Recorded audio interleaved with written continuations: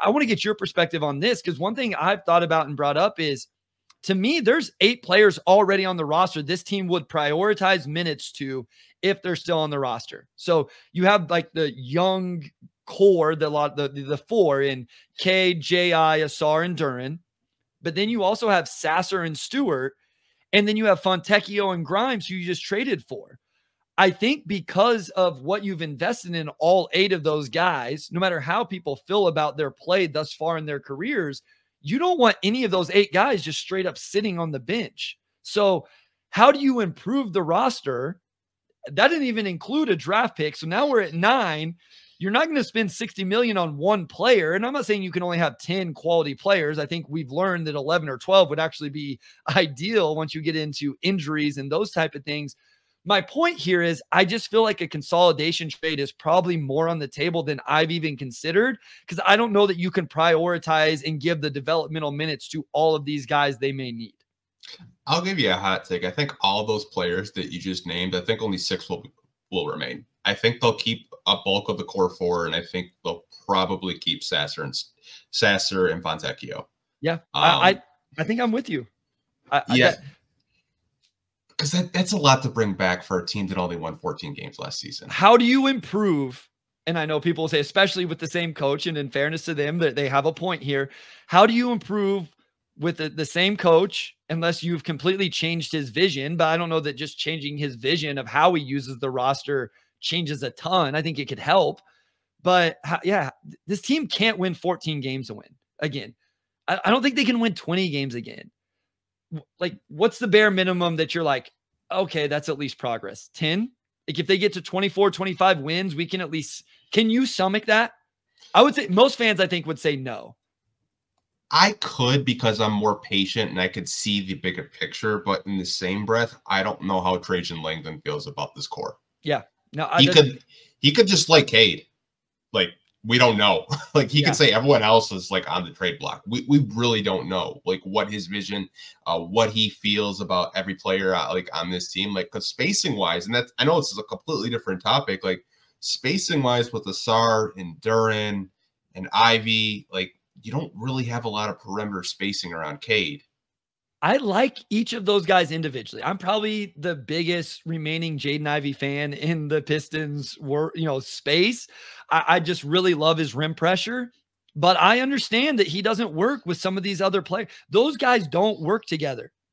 Here's the thing. I like Asar. I understand the people that are super high on Asar. I even understand the people that are super high on Duren because he is so young and the production he has had, even though I have real questions about the defense. I don't think you can play Asar Thompson and Jalen Duren together. Not for a lot of minutes anyway, because that is complete lack of floor spacing. That's not 2 bad shooters. That's 2 non-shooters right now, at least right now in Asar's career. Jaden Ivey at least makes them sometimes. Now you could say they still don't guard him, and you're probably right, but he's not a non-shooter. He's just not a good shooter. Asar and Duren are non-shooters. And so it's just, you got to hash this out in terms of who can play together. That doesn't mean you have to trade them either. My other thing is some of these guys could come off the bench and you can stagger things in a way that you can still keep them on the roster. They just don't all have to play together. And that may not mean they're not your core 4 anymore. And that's okay too. But I don't think I love the idea of a Cade, J.I., insert wing, Asar, Duren starting lineup again to start next year. That's a little bit scary to me and a little bit of a recipe for a lot of the same things we saw this past season. Yeah, I mean, you look at Boston right now in the finals, all 5 of those guys can shoot in the starting lineup. All 5 of those guys can make a 3-point shot at an efficient rate. Let alone the guys off the bench, right? They bring Al Horford off the bench who can shoot. And then Sam Hauser may be one of the best 5 just pure shooters in the league. And they're bringing those dudes off the bench too. Yeah, like I said, I love Asar. I love Ivy. It's really high on Ivy coming out of the draft.